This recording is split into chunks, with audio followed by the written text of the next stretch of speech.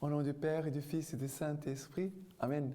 Grande joie d'être là avec toi pour cette lecture divine en ce vendredi 10 juin. Je te rappelle que chaque vendredi, c'est une journée d'intercession, de jeûne, de prière pour les pauvres, pour les souffrants, pour la paix, surtout de prier pour la paix dans le monde, la paix dans les cœurs, pour la conversion des pécheurs, mais aussi pour la fin de la guerre de la Russie contre l'Ukraine.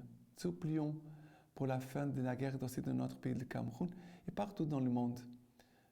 Que les cœurs puissent avoir la paix, que les cœurs puissent rencontrer avec Jésus, à faire cette rencontre personnelle avec Jésus, mort, crucifié à cause de nos péchés, ressuscité aussi pour notre justification, pour notre salut. La première lecture d'aujourd'hui, c'est le premier livre des Rois, chapitre 19, à partir du verset 9. Là, il entra dans la grotte et il resta pour la nuit. Voici que la parole du Seigneur lui fut adressée, lui disant, « Sors et tiens-toi dans la montagne devant le Seigneur. » Et voici que le Seigneur passa. Il y a eu un grand ouragan, si fort qu'il fondait les montagnes et brisait les rochers en avant du Seigneur. Mais le Seigneur n'était pas dans l'ouragan. Et après l'ouragan, un tremblement de terre. Mais le Seigneur n'était pas dans le tremblement de terre. Et après le tremblement de terre, un feu. Mais le Seigneur n'était pas dans le feu. Et après le feu, le son d'un silence subtil. Dès qu'il l'entendit, il se voila le visage avec son manteau, et sortit et s'éteint à l'entrée de la grotte. Alors, une voix lui parvint qui dit, « Que fais-tu ici, Élie ?» Il répondit, « Je suis rempli d'un zèle jaloux pour le Seigneur Sabaoth, parce que les Israélites ont abandonné ton alliance, et qu'ils ont abattu tes autels et tué tes prophètes par l'épée. Je suis resté moi seul, et ils cherchent à m'enlever la vie. » Le Seigneur lui dit, « Va, retourne par le même chemin vers le désert de Damas. Tu iras oindre Hazaël comme roi d'Aram. Tu oindras Jéhu, fils de Nimsi, comme roi d'Israël. Et tu oindras Élisée, fils de Shaphat, de Abel-Méola, comme prophète à ta place. » Alors, qu'est-ce qui se passe? Élie va se cacher dans une grotte et il a peur de Jezraël, l'épouse d'Akab, comme nous avons vu hier. Il a peur d'être mort. Il va se cacher dans cette grotte. Jézabel, voilà, c'est le nom, Jézabel. Il se cache dans cette grotte parce qu'il avait peur que cette femme, Jézabel, voulait les tuer. Et pendant qu'il est dans la grotte, la parole du Seigneur lui fut adressée. Ça veut dire que le Seigneur veut nous parler là où on se cache, dans nos obscurités, dans nos peurs. Le Seigneur nous parle. Qu'est-ce que le Seigneur va lui dire? Sors, tiens-toi dans la montagne devant le Seigneur. Sors de ta cachette, sors de ton isolement, sors de ta peur, sors de tout ce où tu te trouves enfermé. Tiens-toi devant le Seigneur, dans la montagne, devant le Seigneur. Et voici que le Seigneur passa. Et ici, il y a, regardez, un ouragan, un tremblement de terre, un feu. C'était autrefois Dieu se manifestait comme ça, par l'ouragan, par le tremblement de terre, par le feu. C'était des signes visibles de la manifestation de Dieu. Mais cette fois-ci, Dieu se manifeste d'une façon nouvelle, par la brise légère, par les silences. Et comment c'est très important d'avoir le temps de silence dans nos liturgies, dans nos adorations. Parce que parfois, il y a beaucoup de bruit. Il y a des églises où il y a beaucoup de bruit tout le temps. Et le Seigneur, même dans les adorations, dans les paroisses, parfois, les gens parlent, ils chantent, ils parlent beaucoup. Mais le Seigneur, aujourd'hui, veut nous visiter dans les silences. Et c'est vrai que Dieu nous parle d'une façon plus précise et plus profonde quand nous sommes en silence. C'est toujours très spécial d'apprendre à vivre dans un silence d'écoute, non pas un silence mortel. Parce que parfois, il y a des gens qui vivent dans un silence de mort, un silence de dépression, de tristesse, d'isolement. Non, ici c'est un silence dans une ouverture à Dieu. C'est un silence dans l'écoute de Dieu. C'est un silence dans l'ouverture à Dieu. Vous comprenez? Et après, et c'est très beau parce que après le silence, le son d'un silence subtil. Dès qu'il l'entendit, il se voila le visage avec son manteau. Il sortit et s'éteint à l'entrée de la grotte. Élie a reconnu la présence de Dieu au moment de la brise légère du silence, le son d'un silence subtil. C'est à ce moment-là qu'il a reconnu la présence de Dieu. Il va se couvrir le manteau parce qu'on ne pouvait pas rester en vie si on voyait le visage de Dieu. C'est pour cela qu'il se cache. Une voix lui parvint qui dit, « Que fais-tu ici, Élie? » Que fais-tu? Dieu nous pose la question aussi à nous. Qu'est-ce que tu fais? Qu'est-ce que tu fais ici? Qu'est-ce que tu fais là? Qu'est-ce que tu fais dans ta vie? Qu'est-ce que tu es en train de faire dans ta vocation? Qu'est-ce que tu es en train de faire par rapport à ta famille? C'est pas la question. Qu'est-ce que tu fais? Il lui répondit, je suis rempli d'un zèle jaloux pour le Saint Sabaoth. C'est bien la réponse. Parce que les Israélites ont abandonné ton alliance. C'est bien. Il a un zèle pour le Seigneur et il est fidèle. Qu'ils ont abattu tes autels et tué tes prophètes par l'épée. C'est bien parce qu'il veut être assez réparateur de l'Église, de l'autel du Seigneur. Oui.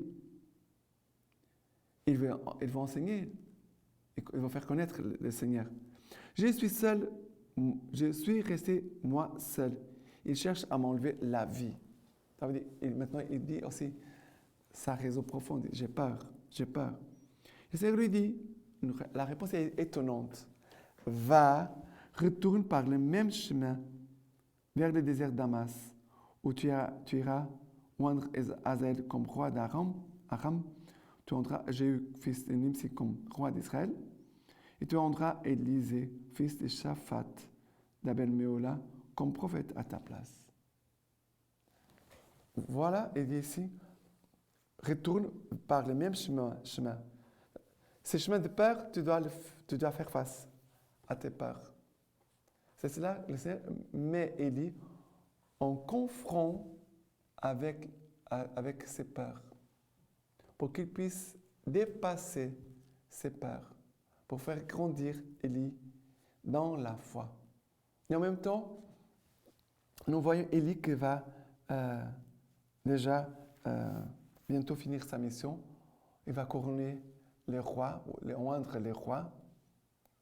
Et après aussi, il va oindre le nouveau prophète, qui sera celui qui va continuer la mission du prophète Élie.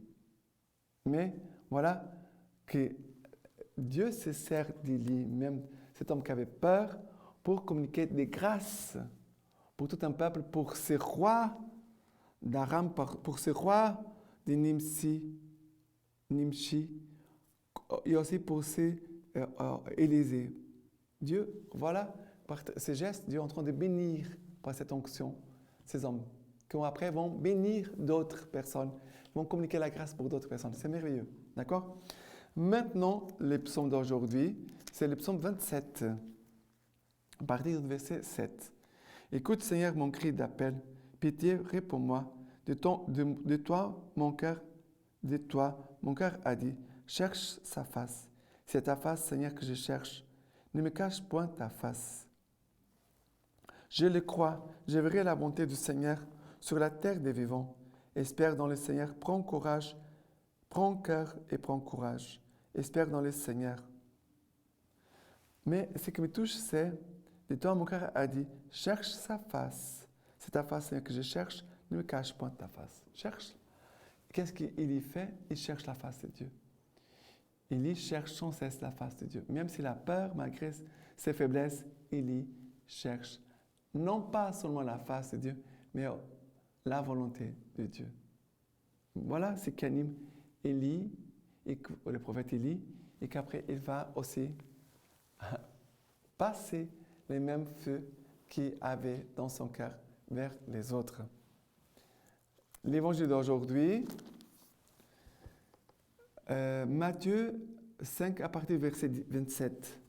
Vous avez entendu qu'il a été dit, tu ne commettras pas d'adultère. Eh bien, moi je vous dis, quiconque regarde une femme pour la désirer a déjà commis dans son cœur l'adultère avec elle. Si ton œil droit est pour toi une occasion de péché, arrache-le et jette-le loin de toi. Car mieux vaut pour toi qu'il périsse un seul de tes membres et que tout ton corps ne soit pas jeté dans la géhenne. Et si ta main droite est pour toi une occasion de péché, coupe-la et jette-la loin de toi. Car mieux vaut pour toi qu'il périsse un seul de tes membres et que tout ton corps ne s'en aille pas dans la géhenne. Il a été dit d'autre part, quiconque répudiera sa femme, qu'il lui remette un acte de divorce. Eh bien, moi je vous dis, tout homme qui répudie sa femme, hormis le cas de prostitution, l'expose à l'adultère. Et quiconque épouse une répudiée commet un adultère.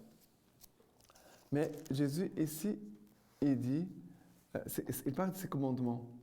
Tu ne commettras pas d'adultère. Et c'est très important de rappeler que l'adultère, c'est un homme a une femme, une épouse. Dès le moment qu'il a une deuxième ou une troisième, il est déjà dans un cas d'adultère. Selon Dieu, il n'a pas de polygamie.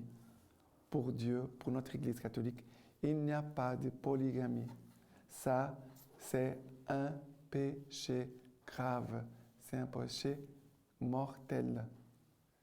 Il faut le dire avec charité, mais on doit enseigner ça. Parce que dans notre monde, parfois, il y a des gens qui trouvent que ça c'est normal. Et quand personne ne dit rien, la personne va vivre en état de péché pendant toute sa vie. Il peut arriver à la fin de sa vie dans un état grave de péché et après de mourir et d'aller en enfer. Mais c'est lui aussi qui a péché par omission, qui n'a rien dit. Celui-là aussi va rendre compte à Dieu aussi du sang de son frère qui est mort dans un état de péché. La vérité et la charité, la vérité et l'amour doivent toujours aller ensemble. Et Jésus commence en disant « Quiconque regarde une femme pour la désirer a déjà commis dans son cœur l'adultère. » Ça veut dire nous devons faire attention à nos yeux. Parce que par nos yeux, nous désirons, nous sommes déjà en train de commettre les péchés. Et après, il va dire que ton œil droit, si ton œil droit est une occasion de péché, arrache-le. Si ta main droite est occasion de péché, si ta main droite, voilà, ton œil, ta main, arrache-le. Mais ici, arrache-le, ça veut dire conversion. On doit se convertir. On doit se convertir pour vivre dans la pureté, dans la fidélité, dans la chasteté. OK? Et la lecture patristique d'aujourd'hui, c'est Saint Ambroise. Bien que toute la Sainte Écriture exhale la grâce, c'est surtout vrai du savoureux livre des psaumes. En effet, Moïse lui-même, qui nous a raconté en prose l'histoire des anciens, lorsqu'il a fait passer la mer Rouge à leur peuple par une merveille mémorable.